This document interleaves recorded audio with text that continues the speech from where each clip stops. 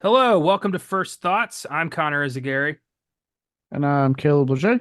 and today we're discussing Diablo Cody and Zelda Williams' new teen comedy, Lisa Frankenstein, a bizarre kind of weird science meets Heather's twist on 80s teen culture for a new generation that is getting widely ignored in favor of another lukewarm week of Argyle.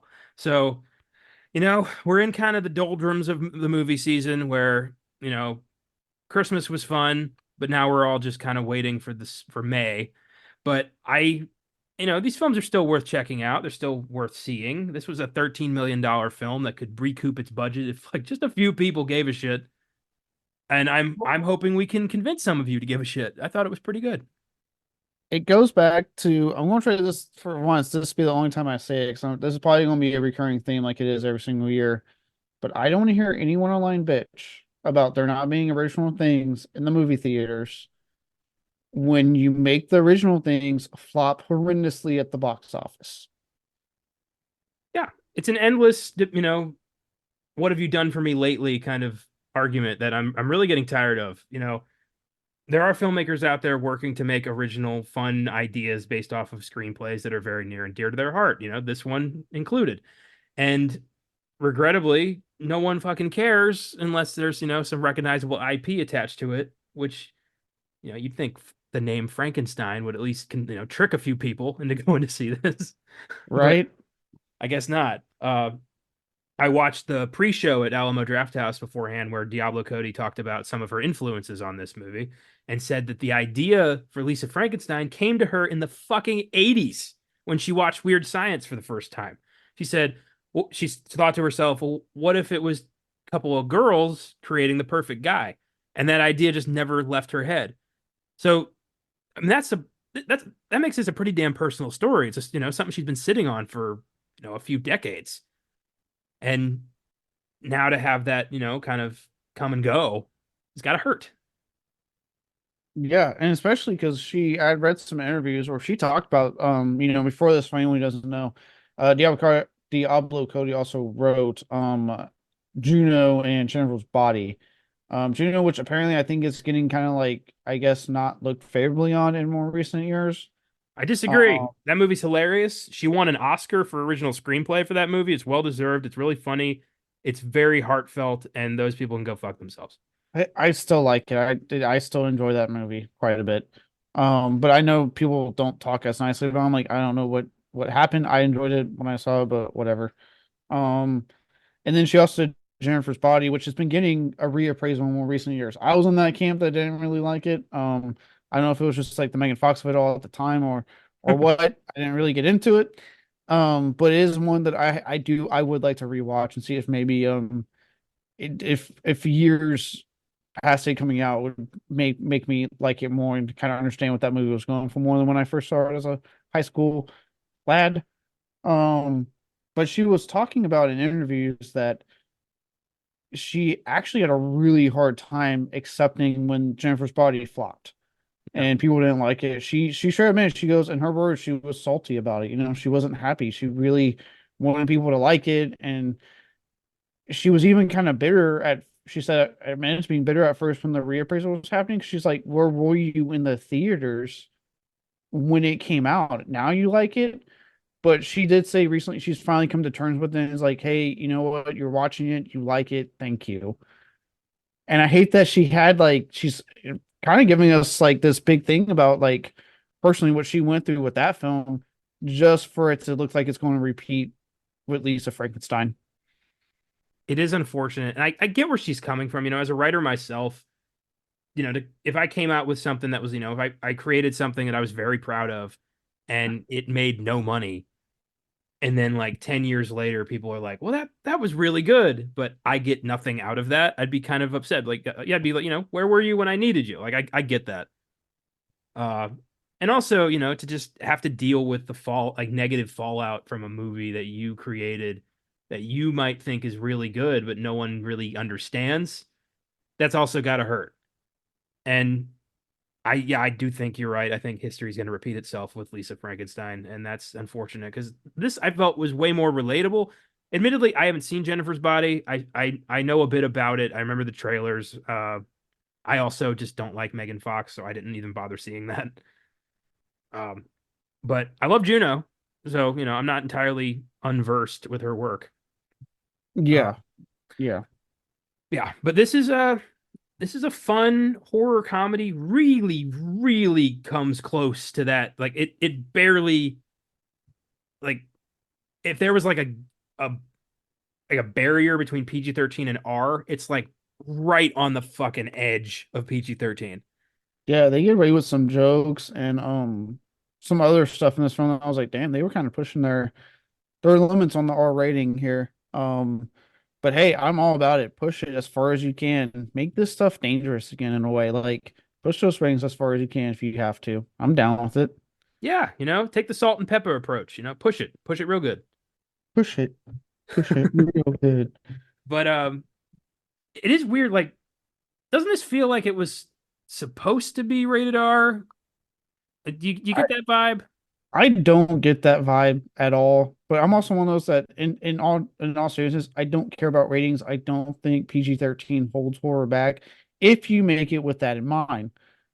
If you don't, Well, for me, I'm just thinking like, I mean, we have a full-on graphic castration in this movie. Uh, how the hell did that sneak past the MPA? because you don't see the dick. You see the shadow of the dick and ball. Exactly. Exactly. You see the shadow. You don't actually see it. Well, Trent was he was packing. Just good for him. He Well, was not packing. anymore, but at the time. Uh, but yeah, just with all the murder and the dick and like yeah, it does. I just feel like who got bribed to make this a PG-13 because this feels like an R. I also feel like that's just like the shifting sands of time, and I get who knows, maybe they're finally reversing back on some things and not being cooler with stuff. I don't know. The MPA is a weird beast because it's not. It's weird. What I've heard about how the MPA rates stuff, it's there's no actual organization or like anything concrete behind it. It's just almost like how they feel that day. Oh, it's insanely arbitrary. It's whoever you've got. If you have some hyper Christian nut who's like, don't you take the Lord's name in vain, they're going to edit your thing to death. But if you got some loosey goosey, Matthew McConaughey type who just got high that morning and is just happy to keep on keeping on, you're probably going to sneak past some crazy shit. So, it really Yeah. depends on who you got. Yeah, and also you can't fight them. Adam Green talks about a really funny story where I think for Hatchet, it was like going to be or something, and he was like, "I'm just going to appeal. I'm going to fight them on their rating." And a lot of his buddies were like, "Hey, you don't want to do that. No one wins appeals with the MPA ever." And he's like, "No, I'm going to do it." He even says he goes, "I was young, stupid, and dumb when I made that decision." He goes, "I fought it." He goes, "I thought it was a real constructed argument." But the first thing they asked was, "Has anyone seen the films Mr. Green has mentioned in his appeal?" And they all went, "No." And they looked at him and went, "The rating stays." Ah, that's cold. And Yeah, and he's like, I feel "Yeah." like So you, at this point, like, do we even need the rating system anymore? I mean, considering how accessible everything is, does anybody even look at that shit anymore? but considering how many parents still complain about shit they should have made sure not to show their kids, no one pays attention. Yeah. I mean, I think, I've always thought it should be up to the parents to decide what's best for their kids. It shouldn't be my responsibility to, yeah. So maybe we should get rid of the rating system. Just make art. Yeah, I would say do whatever the video game industry is doing, follow their fucking way of doing it. Because I hear no complaints when it comes to like the video games ESRB's rating system. Like they have very apparently really good guidelines on like this is what constitutes an N rating, this is what constitutes a T, so on and so forth. When was the last time you saw a game that was rated E for everyone? I'm 31 years old, so wait, no, when I bought Ratchet and Clank. ripped apart. That was the last time. Pretty sure that's a T. No, I'm pretty sure it's E. Hmm. That's too far. I could go prove you wrong, but then I'd leave I somebody could there, and I it's could not prove worth you it. wrong because it's definitely rated E for everyone, buddy. That's weird. I always thought, all right, we're pausing Lisa Frankenstein. We're going to talk about this game for a second. Honestly, I'm typing it in myself. I am too. Uh, boom. What do we got? Wow, look at that. E for everyone, E10 plus specifically. E10 plus. Well, that's a shock. I could have Wow. sworn the Ratchet and What Clank games were T's. you thought you're like some adult that still no, you're playing Ratchet and Clank. They're games made for children. As You fun o- as they are. you own it too. Shut the fuck up. I'm saying though, I can admit it's a game made for children, so I'm aware it's rated E. Oh, excuse me. I just thought a game with like a game series with subtitles like Up Your Arsenal and Going Commando was T, but I guess that's just You think any kid's gonna actually know what those mean? I did. Most kids are stupid. Well, thank you. That was a weird way to compliment me, but thank you. Uh, okay, back to Lisa Frankenstein. So this movie stars Catherine Newton, Cole Sprouse, Liza Soberano, and Carla Gugino, who I was hoping was going to be in it more, but uh, that's just because I really enjoyed her recent performance in The Fall of the House of Usher. God, Um, she was spectacular in that movie, in that show. and she is just such a And terrible, horrible 80s bitch mom in this. she's an 80s Karen to a T. It My is God. She's God, even she's wearing the like Jane Fonda workout tape costume. yeah, it's fucking she's I mean, don't get me wrong, she is chewing the scenery up in this role, but God, her character's insufferable. It's like the whole, I am a good person shit. Like, here's some Oh advice. If you ever have to tell somebody you're a good person, you're not a good person. no. Or that whole scene when they're having dinner, she got the pizza and Lisa doesn't like all the meat on it, and she's like, and even her I know we'll talk about Laffy. Was it Taffy? Taffy, yeah. Taffy. We'll talk about her links. I actually really liked her character, but we'll talk about her soon. Um, when she was like, "Told you to get Lisa something different, mom," and she's like, "Yeah, but then I want to be able to get the free soda with my coupon." I'm like, "You care more about a free soda than like accommodating for your stepdaughter that doesn't eat meat?" Also, real quick, fuck Lisa's dad. Just God, for being a beta male idiot who dude, never stands up for his daughter even one time. this actor is way too good in this role because he's the dad on Stranger Things, and he's the exact same way in that show. And as soon as me and Josh Allen were like, "Oh fucking hell, this! Oh god damn it!" And sure enough, he's playing the exact same type of dude in this show, in this movie that he does in Stranger Things. And I'm like, God, this guy sucks. I'm like, this actor's really good in these type of roles, but God, he sucks. Yeah, he's just he never even like feels. I mean, like at the end of it when he's like in the cemetery, like he's just like, "Yep, okay, I want to get to Fuddruckers, so let's hurry this up." Like, Jesus, dude, you Yeah, lost it's your like, wife dude, and your daughter in the same day, and you're just like not even. And he has like it's kind of implied he's got this weird like thing for his stepdaughter. yeah, yeah. I wonder if he had something to do with Lisa's mom's murder.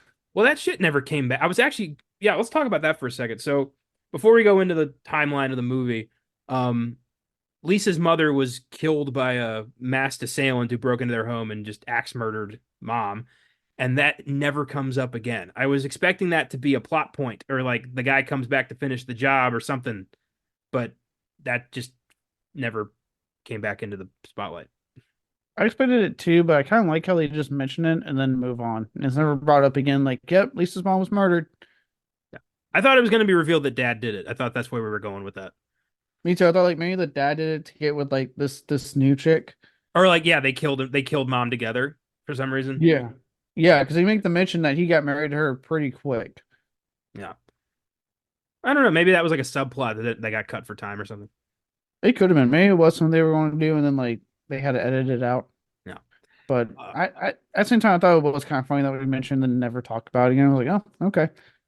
Also, how fucking twisted for stepmom to constantly bring that up. Like, like you're so desperate for attention because you're not, you were hot stuff when your mom was killed, but now you're not. It's like, Jesus Christ. What a horrible thing to say to somebody. Yeah, like I don't think I would hope no one is trying to get clout off their parent getting murdered. Jesus.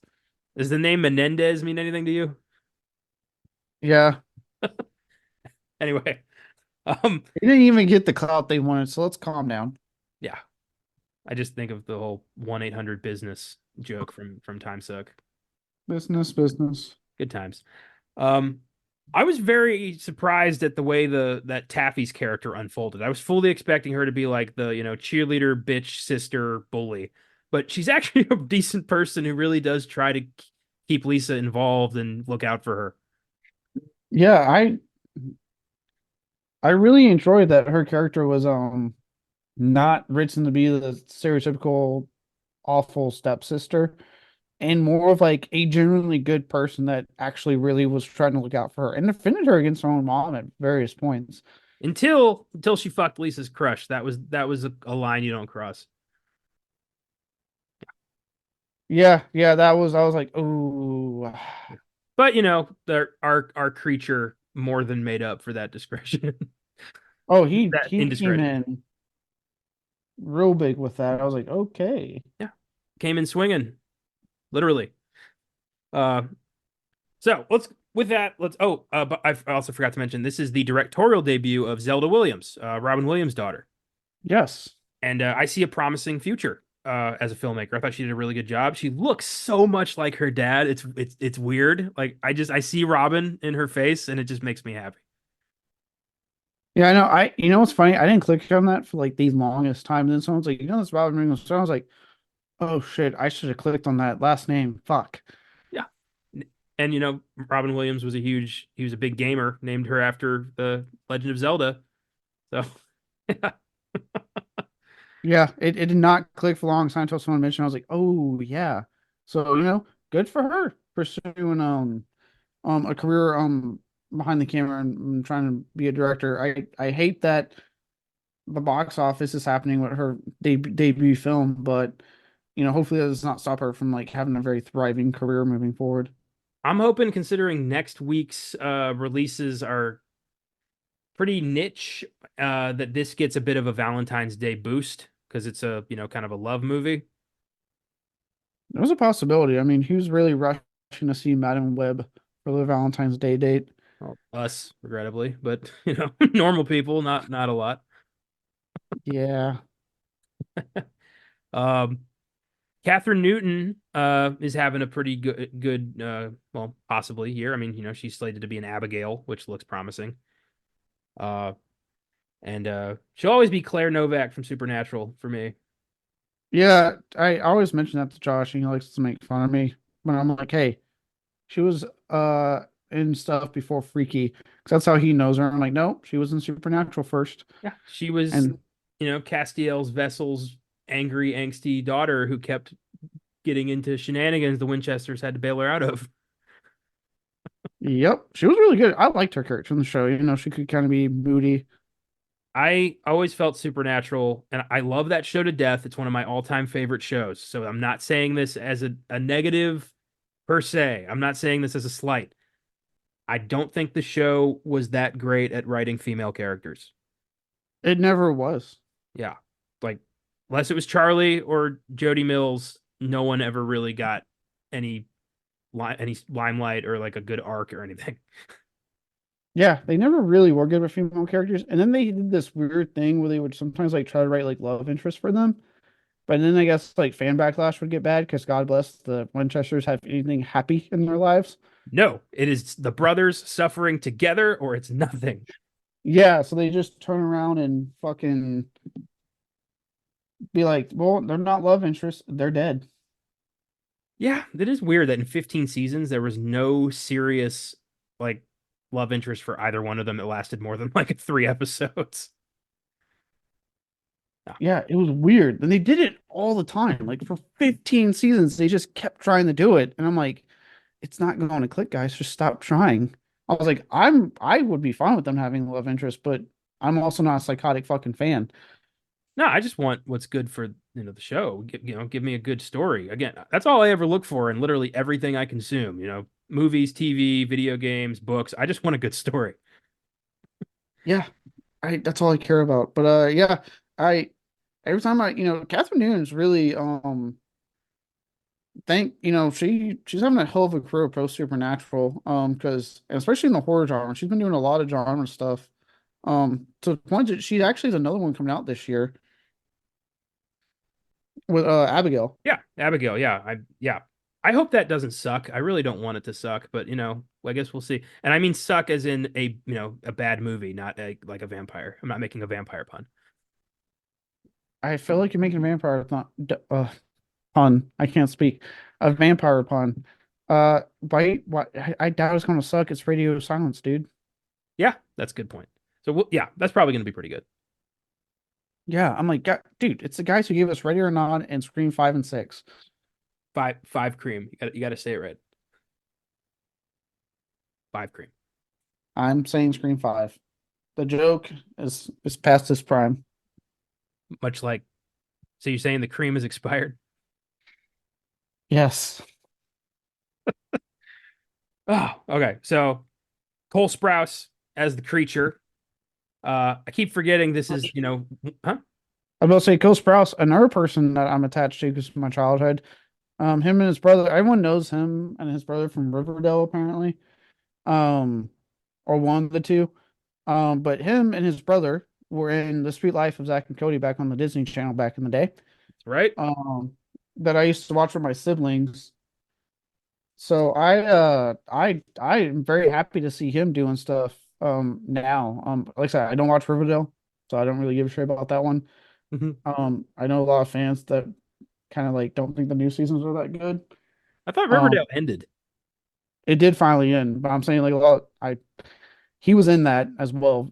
Um, but I'm really glad to see him doing stuff and especially doing that. I thought he was really good. Him and Cap Newton are really good in this movie. He's hilarious. Like I heard he did some like informal mime training to learn how to, act without his voice. And I thought he was fantastic. He's the standout to me. Uh I never watched The Sweet Life of Zach and Cody, but you know what I did watch? Big Daddy. Oh, what? Oh, he was in Big Daddy. He was Yep, a him and his kid. brother were the kid from Big Daddy. The kid whose name escapes me, but I can't. I haven't seen Big Daddy in so long. I forget they were in that movie. I love Big Daddy. That movie's one of Sandler's funniest fucking movies.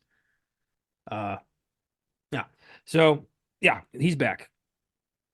This takes place in 1989.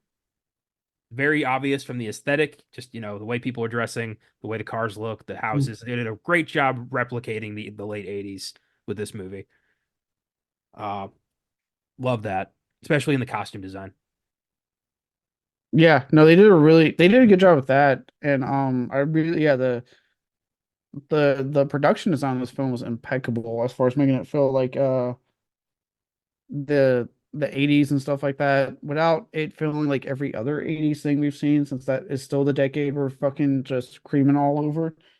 Um Damn. I'm still wait I'm just saying I'm still waiting for the 90s to get its due. I'm just saying. The thing about the 80s is it was so fucking happy. It was all that coke and that it was the coke and it was the pop music and it was like the So pop, the rock, and the rap all worked together to make just good shit. Just good was vibes it happening all the time. was it happy or was it drugs masking up the depression? Is there any other kind of happiness? That's, that's what we get, man. People haven't been organically happy since like the 60s. This is fair. No, even the 60s they were doped up. Oh, Uh, Counter revolution or yeah. whatever they called it. But Um, yeah, the 80s, like the trick to looking, to establishing a realistic sense is the subtlety. You can't just have, everyone in go-go boots with a boombox. It's the little things, just like the music playing in the background or, somebody's dressed as like, somebody walks past possibly dressed in a Thriller jacket. It's just the little things where you subconsciously are like, "Oh, we're in the 80s." Because it's not really explicitly stated at first that we're in the 80s. It takes a bit for them to somebody to say like, "This is 1989." You just have to get on board. yes, and I think what has happened, and Stranger Things was like the show that kind of kicked off, and more recently, our love for the '80s, and everything just keeps trying to ape it. Um, I think the issue is that for something like Stranger Things, or even like Lisa Frankenstein, or like Summer of '84, ones I name that feel fresh and actually try to do something different and actually be authentic to that time period. You have a lot of stuff that's like, how can we just give us the style, give us the same songs? That bugs me so much. The same '80s songs we hear in every other goddamn '80s loving thing, and cram it in there. '80s. And I'm like, you got to give me more than that. So I'm really glad with what this film did with it, because I actually really enjoyed its '80s setting and production design. As did I. As did I. I've always the 80s is probably my favorite decade of popular culture. Films, music, like that was just tops for me. I'm nostalgic about it and I wasn't even fucking there. Like Actually, I I was born in '92, so I wasn't. yeah. I was born in 95, so I never saw the 80s. But I grew up with 80s films, Back to the Future, Beetlejuice, Roger Rabbit, like these were my movies. So I grew up with a love of the 80s and I've never stopped. If I ever had a time machine, I would 100% go back to 1980 and just live through it. I wouldn't do anything else with the time machine. Would you do the copious amount of coke from back then? You kidding me? 80s Coke was like a vitamin that just helps you party more. It was the gift they kept on giving. Damn right. I'd do stockbroker level of Coke. I'd go nuts. I probably wouldn't make it to 82, admittedly. Jesus Christ. I'd go wild. You're like Um, Ron Swanson for coke. I mean, what like heroin's the drug of choice in the 90s. I mean, you can't exactly party on heroin. Yeah, that's true. Well, then that's why, I think everyone was openly depressed in the '90s and early 2000s. Everyone was on fucking heroin. Yeah. Coke. You ever met a sad Coke head? Nope. I don't know. Last time I mean, Jim Jeffries described a coke wank once, and that sounds depressing. That was a wild bit. I knew you'd get that. I love that bit. I wonder who the other comedian was. I'm very curious on who he was referencing. I mean, anytime I hear, a bit about like a comedian who did something horrible, like rapey, I just automatically assume it's Russell Brand. No, I mean that's not a bad one to go to. Sometimes like I get so annoyed, but I understand. Like I get for legal reasons they probably can't name the person involved. Yeah, Sometimes I'm like, just do it. Like who cares? Their career is probably shot anyway. I know. Yeah, if I ever run into Jeffries, that's what I'm going to ask him. Like, hey, who was it? Who who was your Coke wank neighbor? Who was it? Uh, anyway, back back to Lisa Frankenstein. Uh, Lisa, I think she's like supposed to be 17, 18. Um, reeling from her mom's murder, pretty emotionally shut in. You know, hangs out at a cemetery, making rubbings of the gravestones and just venting to this one gravestone that has like a handsome looking dude on top of it. She doesn't have any friends apart from her stepsister, Taffy, who's actively trying to help Lisa come out of her shell. She makes a couple of, random disparaging remarks about her looks, but she's also a teenage girl in the 80s. That's going to happen. Yeah, like, it's one of those things that like she has her moments. Well, obviously she says some kind of mean, but what I like is that when she does, she's always quick to be like, I shouldn't have said that. I'm sorry. Like she's real quick to like be like, hey, look, that was probably not something that should have been said. And I'm like, okay, you know what? I'll give you credit. She's You know, she's like a mean girl in recovery. yeah. Yeah. Also, did you get vibes of like a young Winona Ryder, with Catherine Newton's performance? Oh, very. Yeah. Heather's was such a obvious influence on this movie. Like, I was thinking of Heather's. I mean, so I was like, well, how much they watch Heather's for this role? yeah, I was the second people started dropping dead, I was like, oh yeah, this is Heather's. Yeah, which I mean, hey, if you haven't seen Heather's, folks, good movie. Check it out. Heather's is awesome. Great, super dark comedy and just a really evil Christian Slater character. Heather's is fun. Yeah, lots of fun. Which hey, it's kind of cool. I love that we make that comparison in the year that we're getting Beetlejuice, as it's called, with Winona Ryder coming back and the newest young Burton Muse and Jenna Ortega. Yeah, it's time to turn up the juice, see what shakes loose. I can't wait. Yeah. And with the title, like he's planning a third movie. Oh yeah, that's what everyone's been saying. I'm like, with that title, he's absolutely has a third one that he's thinking of. Yeah, it's showtime. I hope Gina Davis returns in the third one. I highly doubt Alec Baldwin will, but Gina Davis. Yeah, I'd about to say it'd be nice for Shane Davis to come back. I'm surprised we're actually getting this sequel. This was one of those things I thought, hey, it's never going to happen. I'm so glad that it happened outside of the original sequel idea, Beetlejuice Goes Hawaiian. I'm so glad that never happened.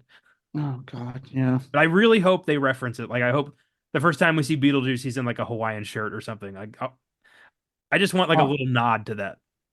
that'd be cool. Yeah, I'm sure maybe they do have something for that. We'll see. Yeah, I'm psyched. We're gonna. I know we mentioned this before on one of our shows, but we are definitely gonna do a big Beetlejuice thing on the podcast for that. Oh yeah, We've never actually done Beetlejuice on any iteration of our show, which is kind of nuts. really? Yeah, we've never touched Beetlejuice. Huh, I'm surprised. I know it's one of those things where I'm like, oh, we're gonna do it this time, but then we, didn't. We Yeah, are it's this usually how time. that works. Uh, so yeah, Lisa alone decides to her stepmom's kind of a bitch. It's always giving her digs. You can tell that she sees Lisa as a threat to her perfect Better Homes and Gardens existence. And Taffy's always like, "Hey, mom, maybe be a little nicer to Lisa. She's dealing with a lot." And Dad never looks up from his newspaper and just kind of lets nature take its course without him. Great Yeah, parenting. I like how and oh God, her fucking dad, man. Because like I know if that was like my kid and like if I was in his shoes, right, my kid and that's my new wife, and she's talking about committing my fucking kid. Oh, we're gonna have some words. Like that's not gonna happen. I would I would never marry somebody who wants to alienate me from my child. That's like the biggest possible red flag a single parent can, find in a human being. Yeah, I would have. Oh man, the moment you say we need to talk about community, I'd be like, we need to talk about divorce. If you keep that coming up, how's that sound? However, Carla Gugino is insanely hot, so I get it. She's aging well. Like my God, Yeah, I enjoyed the bit where she was in the Jane Fonda workout clothes. That was a good bit of the movie. the few people that caused this to get just shy of $1 million, I think most of them did. Yeah, I feel like at the beginning of Starship Troopers, like I'm doing my part. How I feel with a lot of these movies, like I'm doing my part. I'm trying to show the studios we need more films like this, but no one else shows up. Nope. So Taffy takes Lisa to a party after learning that she's got a crush on this guy Michael Trent, who's like the head of the uh school newspaper. He's learned, likes to quote Oscar Wilde and shit. It's surface level intelligence to look smart. You can always. Oh, it's funny because I remember, when you're in like high school, you think that kind of guy's so cool and stuff. Like, you fall for it because you're a fucking idiot. You're a high schooler. But man, watching this as a 31-year-old, immediately I went, this guy's a fucking phony. Don't go for him, Lisa. I'm like, this guy's a piece of shit, and you don't realize it. Nope. But Lisa tries to look cool in front of him and chugs an entire cup of mystery liquid and ends up quite fucked up. Yeah, pretty sure it was like PCP or some shit laced into that. Yep. And they all kind of just watch her trip. And this one little nerdy dude decides, oh, Lisa's in trouble. I should help her. And starts leading her up to a bedroom. And every normal person is like, no, no. Like, Yeah, don't go in there. Stay where there are people. yeah, do not isolate yourself drunk with a little man. Don't do it. Especially on nerdy man. No offense, they have issues in high school that sometimes carry over into their adulthood. I'm just Yeah, saying, you can look on Twitter for proof. they're called incels and they don't value you as a human being. Uh, so nerdy guy starts talking to Lisa, who's all fucked up, and then just grabs her tit and puts her hand on his balls, and she reacts poorly. And what does he say? Like, don't be a tease or something like that. Yeah, I said you're don't lead me on then or something like that. Like pretty much immediately blames her. Says like she did, even though she shrugged the fuck up. Whatever. And Ugh. yeah, and I guess they were lab partners, so I'm assuming he thought her just talking to him was like a lead on. You know what I mean? Like Yeah. I guarantee he's that type of dude. Like, look, guys, gentlemen, young lads out there, just because a pretty lady talks to you does not mean they're always hitting on you. I'll give you an example. Yesterday, as we were recording this yesterday, I went out to eat with Josh and his son after we had a day at Apex. The waitress, the server, whatever we call them nowadays, super nice lady, comes to the table. I'm sitting on the side table. It's just me on my side, so she just plops down next to me and is very friendly, asking us for our order, and then makes a quick joke, looks at me, makes a quick joke, and goes, "Hey, sorry, I sat next to you. I just have a thing for bald guys." And I just laugh because I know, like, hey, yeah, because I know she's not fucking kidding on me. She's a server. She's just providing exceptional customer service. So, guys, realize that for the love of God. Caleb, I have some news for you. I think she was indeed hitting on you. If she was, it's too far gone now. Yeah, that's not a great example because she sat down next to you and actually said to you she has a thing for bald guys. Yeah, that's basically her with a giant neon sign that says "Ask for my number." She could have just given the number at that point. You, I didn't think I was like, she was being nice, whatever. yeah, she was being very nice. She was into you I don't know why. I because you're bald. That's why she told you why. kind of don't. Are you gonna be that guy like at the strip club, like when they sit down next to you, you're like, this is the one, like This wasn't a strip club. This was a restaurant. Big difference.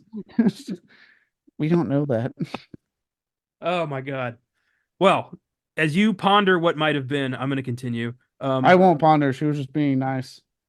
She wanted a good tip that night. Did she get one? I didn't pay. Josh paid actually. That wasn't what I asked.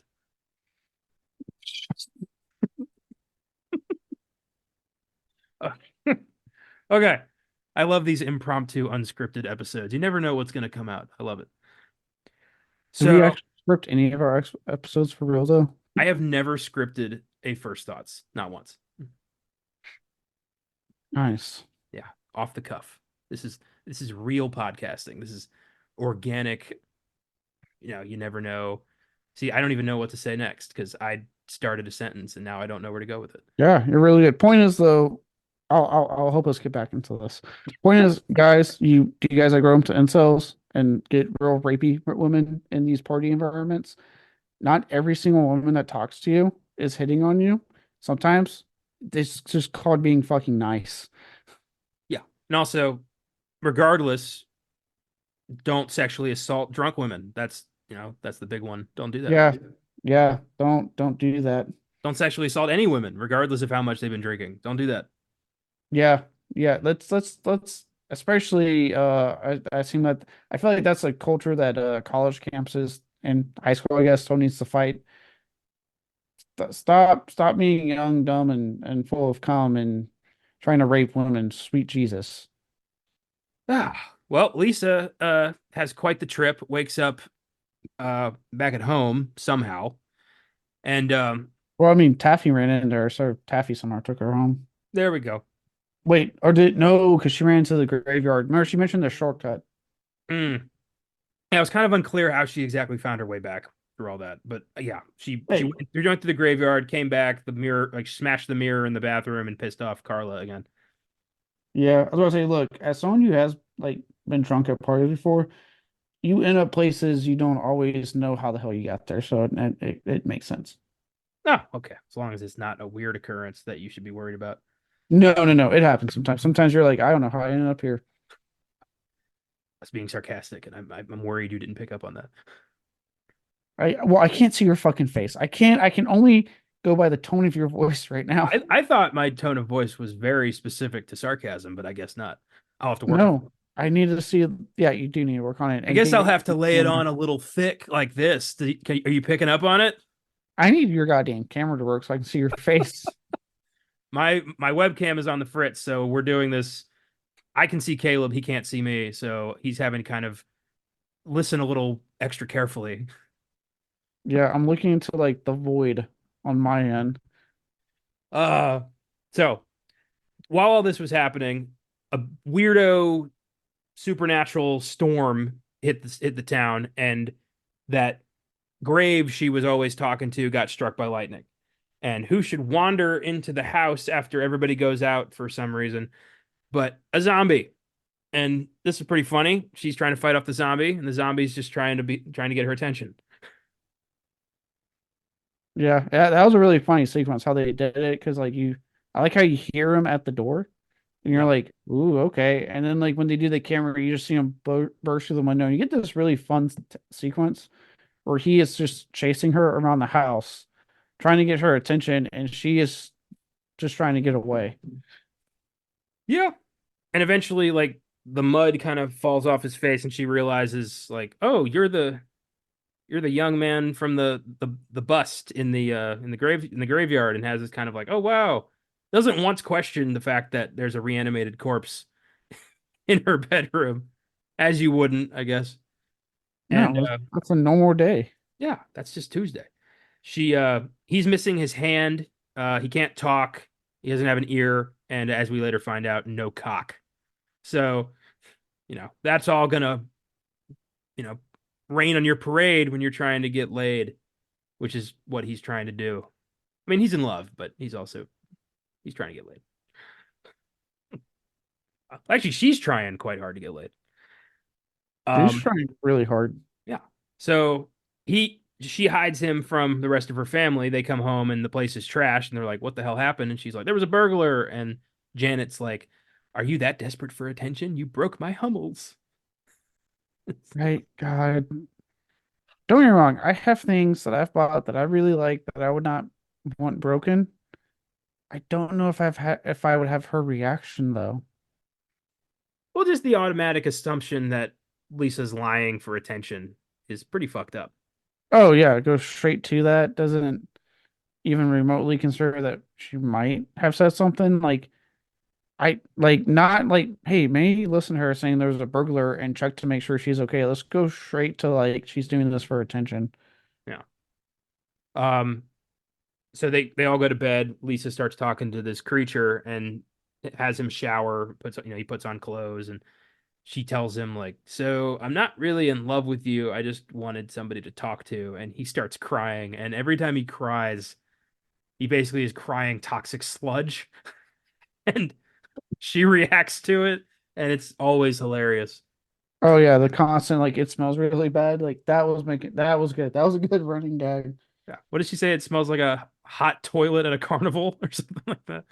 Yeah, she kept coming up with something new to compare it to. Uh yeah, so Janet decides she's had enough of this shit. Cancels her work trip to confront Lisa about all the problems they've been having, and threatens to have Lisa committed to a reform school slash mental hospital. The creature overhears this and just straight up murders Janet. Which I was totally okay with at that point. I thought she'd knocked her out. I thought he'd knocked her out, and like they were gonna have to explain it later. But then the blood was like, nope, she's dead. I thought they were gonna resurrect her later. It's like when they start asking questions about where's mom, I thought they were gonna like dig her up and put her in the tanning bed and like resurrect her as a mute zombie. That'd be a much different film. That's where I thought we were going. This film like felt like it was heading in a few directions and then completely just turned left, and I appreciated that. Yeah, no, I look, I'm again, it's like what I talked about earlier with like people not seeing original films. What I like about this is that you keep thinking it's gonna go in one direction and then it doesn't. And in all fairness, if you actually pay attention, it's doing the same thing a lot of those 80s like films that they are being influenced by are doing, Yeah. but it still finds a really unique, fun spin on it. Yeah, there's so much weird science in this movie, Another 80s, classic that doesn't make any fucking sense if you analyze it for even a second, but if you just turn your brain off and enjoy two nerds making a hot woman, it's fine. Yeah. It's one of those films that, most people are going to bitch about because it's to them aged poorly, and I say, hey, 80s, Yeah. In different time, fact, people. uh, the lead character in this movie, Lisa, is named after the super hot magic girl that the two nerds create in Weird Science. Her name was Lisa as well. I didn't know that. I haven't seen Bird Science myself, so I didn't know that. It's not a good movie, admittedly. I know I'm selling it here, but I don't know why. I didn't like it. So there's a chance I'll like it. Then is what I'm hearing. Yeah, I'm one of those guys who can't turn his brain off and needs an explanation for pretty much everything. Yeah, I know. It's infuriating sometimes. I know. I know. Believe me, you are not my only friend who does not like that. Oh, I know I'm not. I know. I change for no one. I need you to change that. I need you to work on that and I just have sometimes enjoy the film. I have tried. Believe me, I have tried, but I can't if there's like blatant shit that's happening for no reason, I can't just be like, why is like I can't just be okay with that. I got to be like, what is this? Why is this happening? It's just a natural curiosity. I can't just suppress that. Sounds like party pooper mentality is what it sounds like to me. Oh my God. Have you ever not had fun with me? Let's calm down now. So the Apparently, I creature, need you. Apparently, I need you in my life to just tell me when I'm getting hit on or not. well, you need somebody, that's for damn sure. Because the way you're telling it, that's the most obvious come on I've ever fucking heard in my life. It was like that one restaurant experience you and me had. Again, you didn't do shit there either. No, I didn't.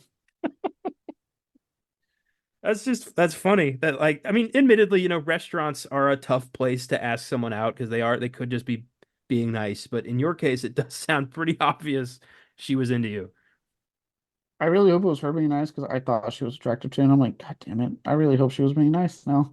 Well, maybe, you love the food so much you want to go back there next weekend. It actually was pretty good food. Yeah. It's a new restaurant opened up near me called Bubba's. Is it Bubba's 33 by chance? Yes. Holy shit. I just discovered that place near me. That's weird. They're open Oh, near military bases. oh, nice. Well, it's pretty good. That's fucking awesome. Cool. Neat. It is good. It's just-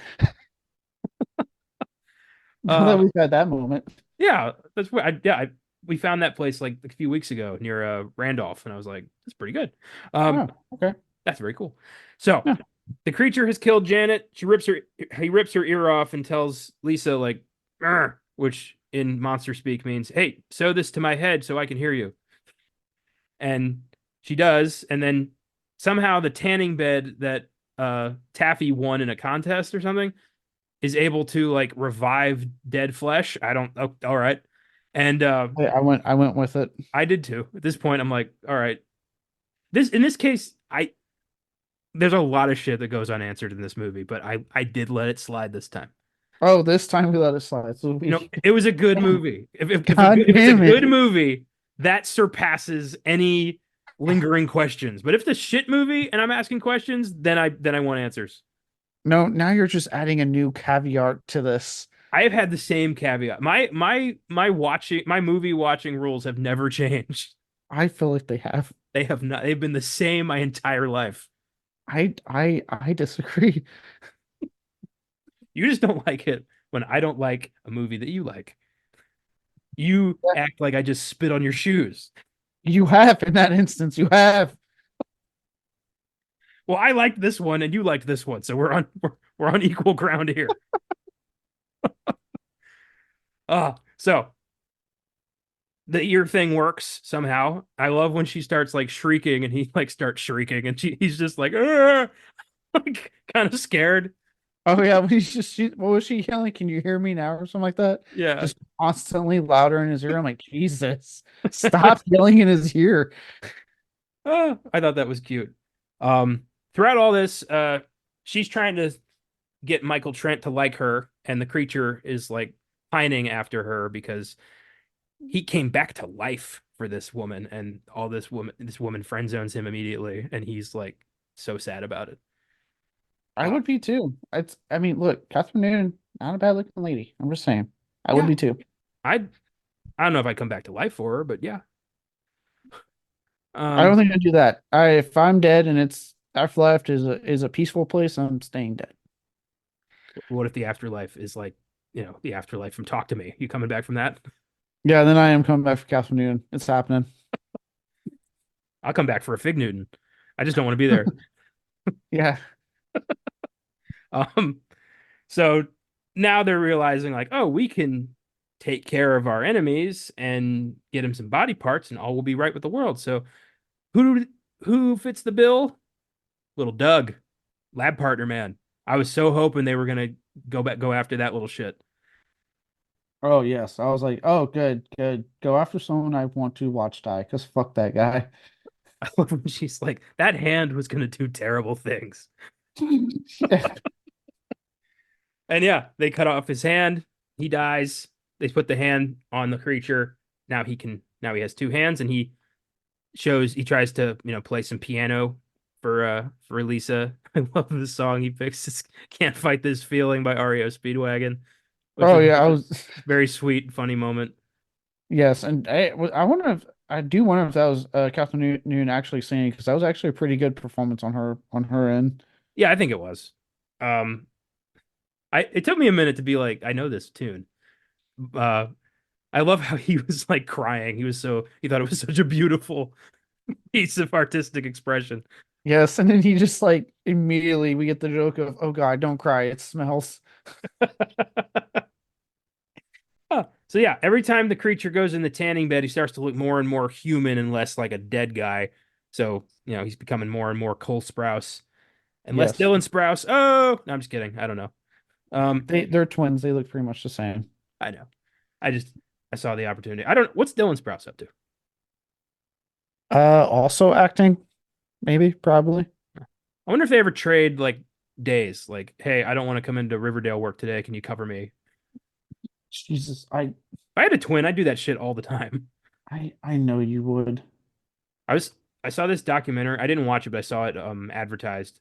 There was a these twins did like a nutrition uh like experiment where one of them ate healthy and worked out for a year and the other just ate like shit and didn't work out for a year just to see what they look like at the end of the year. They don't look Wow. similar anymore, that's for sure. Yeah, true. I'm sorry, I'm looking up. Oh well, he does have so Dylan Sprouse has a romantic comedy coming out this year called Beautiful Wedding, Oh, which I guess is a sequel to Beautiful Disaster, which I wasn't aware of. Sure. okay. Well, good for him. Glad he's got, getting getting Sorry, I'm looking at it. So Beautiful Disaster is a romantic drama, but Beautiful Wedding is a romantic comedy. I wish And he's more sequels like jumped genre like that. I think that's kind of cool. yeah, or kind of like when we get House of a Thousand Corpses and then like Devil's Rejects, two completely types of like horror films. I mean, those are pretty much the same. I No, don't think that's a great example. it is a great example. You're just being an asshole right now. It would be like if House of a Thousand Corpses came out and then The Devil's Rejects is like a PG animated comedy. So the monsters? See, there's a good example. No, I gave a good example. Okay, You just want to be a dick. whatever you say. Point is, after my perfect example I gave you, um, yeah. Point is, Dylan Sprouse also working, just wasn't in a film that came out this past weekend. Well, good for Dylan. Uh, so creatures got hands, creatures got ears. Family still knows nothing about all this, but now they're starting to worry because nobody's heard from Janet in a while. So, Which, hmm? which I'm about to say leads to one of the best jokes in this film when she has him use her vibrator. Oh, yeah, as a back massager, and then she's like, you can put this elsewhere. Like, Yeah. I mean, at that point, it's more than friends. Oh yeah. I like when like as that's happening, they cut to her stepsister and dad freaking out. Well, her stepsister freaking out about her something happening to her mom, and you just see the lights go off and her like orgasm upstairs. Yeah, but it sounds like she's just worried about mom. Yeah, it was like the most perfect like punchline timing. No. So now the cops are starting to investigate because Doug has also disappeared, and that one goth chick who keeps popping in and out claims that she saw Doug run off with Lisa. Like I think she has a real bone to pick with Lisa. Yeah, clearly, clearly goth chick's into Michael Trent and does not like Lisa pushing in on her territory. Yeah, I always thought like, hey, goths stick together, but apparently, no, no, no. This one wants to be the only goth on campus. Oh, no, every goth for themselves. That's for sure. Uh, Apparently, so Lisa does not play it off well. Makes herself look very suspicious, and goes to Michael's house because she realized she's got limited time and she needs dick like yesterday. yeah, I've never seen in a movie or something a woman quite on a mission to get some dick like Lisa is in this moment. I kept thinking of that scene in Joyride where Stephanie Shu was like talking to her boyfriend. And she's like, "I just need dick," and he's like, "I can be dick." I can be dick. More people should have seen that film. That movie was hilarious. Dude, last year we had like just so many fucking hilarious female driven comedies, and I'm so glad those ended up being great. Yes, I mean between No Hard Feelings, Joyride, and Bottoms, it just oh god, it was great. Yeah, good stuff. We have a Bottoms might be potential my favorite. another potentially good one with Drive Away Dolls in a couple weeks. I really hope that turns out to be good. Oh yeah, hopefully. I'll say Bottoms was my probably my personal favorite from last year. Especially with Marshawn Lynch. One of my favorite jokes with the Holocaust. It happened. Any questions? Kid raises his hand. Holocaust, it happened. Moving on. Mine was probably Joyride. Um, I the scene where they like end up with the backpacker who's like the drug pusher, and they just do all the fucking drugs Oh to my God. to try to get out of it, and they're trying to pull like all the balloons out of themselves, and It's shit, it's Stephanie my Shu, asshole, not a bull pop. yeah, it's not a bop it, just Jesus Christ, yeah, Oh, dude, I thought the most hilarious scene, which also kudos for like a mainstream like comedy from like driven by females having like a threesome scene in it. Not the most raunchy one you've seen, obviously. Other types of films exist for that, but I still gotta give him credit for pushing that in like a release in theaters film. But that whole scene when they injured the different soccer players by Laura like fucking them was hysterical. yeah. Joyride was really funny. I recommend checking that out. I don't know where it's streaming because I bought it, so uh, yeah, do whatever you need to find it. Yeah, Uh, last time when I had watched it, I rented it off of Prime, but I don't know what it's streamed on now. yeah, I bought Joyride, I bought No Hard Feelings, and I'm gonna buy Bottoms. Is that out yet? It should be. All right, I'll have to go track that down then. Um, so yeah, Lisa she doesn't want to die a virgin. She does want to die. She's made that very clear. But she wants to go out with some dick. So she goes to Michael's house to, come on to him, and he just fucked her stepsister. And it's implied that they've been secretly fucking this whole time. Yeah. And she tries to be like, oh, I never meant to hurt you. It's like, fuck you. Like that was cold. And the creature is, defending her honor and also, It, getting himself a little trophy. yeah, it was a really good scene too. How he just burst in there and turns the music up, and like the slow mo as he's like axing the dick off, and then you see the shadow shot of it flying into the sky. It was a really funny. It was a way funnier scene than it had any right to be. That was a clean cut. He got the complete dick and balls in one swing. And he Michael died pretty quickly. He bled out. And Taffy is just screaming, completely traumatized. And I thought that was the funniest part of like the next 10 minutes of the movie of her of Daffy just completely unable to comprehend what just happened to her and no one really addressing it. Yeah, no one giving a shit. There's bigger things to fry than her watching a zombie burst in the room, cut the dude she just slept with, cut his dick off, and then take it for himself. Yeah, when Lisa's like trying to comfort Taffy in the car and Taffy's like covered in his blood, like not blinking because she's so fucking broken by that, and Lisa's just like, "You really tried to help me, and I appreciate that," and like hugs her and like gives her the rosary and all that, and Taffy's just like, ah! Just like reacting like a wounded animal. Jesus. Especially when she comes out of the woods, like, clearly fucked up, and that one guy just drives right past her, like looks at her and is like, nope. Just keeps Yeah, driving. yeah. Just keep. I mean, granted, that'd probably be my responsibility. I'd be like, yeah, I'm not dealing with this right now. Oh my God. Um, so the cops, they understand what's going on here. They go after Lisa, and Lisa tells the creature to kill her in the tanning bed. And that's a very sad moment. Of course, they fucked first. Uh, Yeah, which is accompanied by a beautifully animated sequence of his of them climaxing, if you will.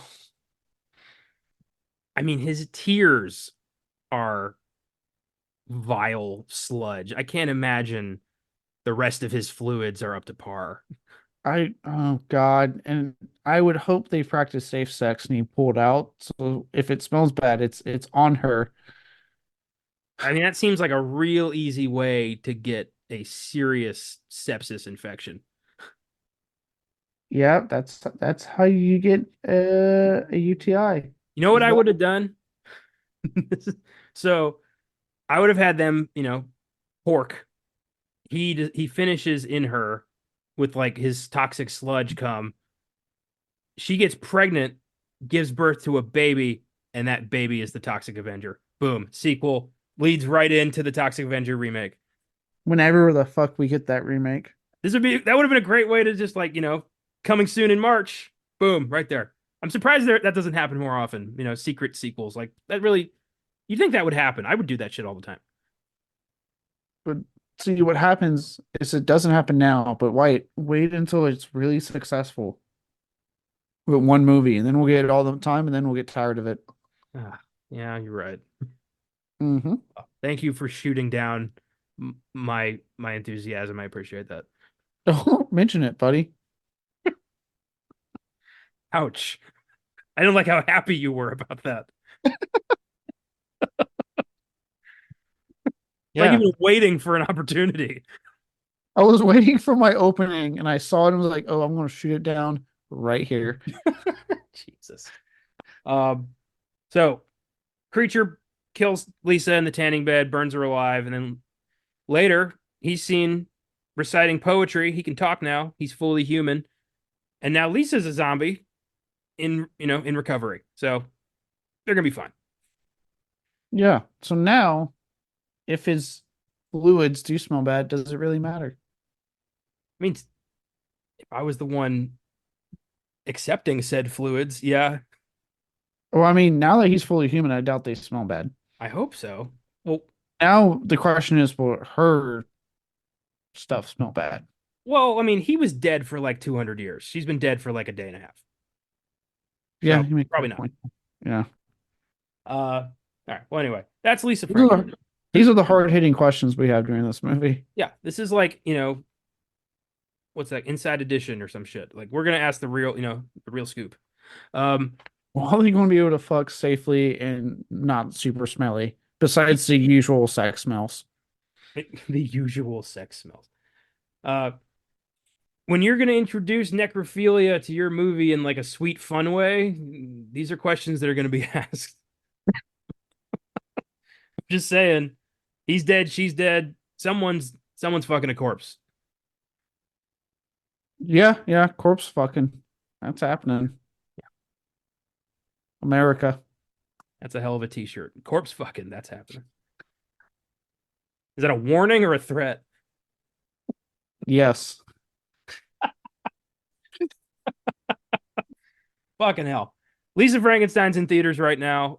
Probably not going to be for a while, considering if it continues the pace it's currently at. So go see it while you can. It deserves recognition. It's a fun movie. Uh, Definitely going to become a cult favorite. I can see that happening.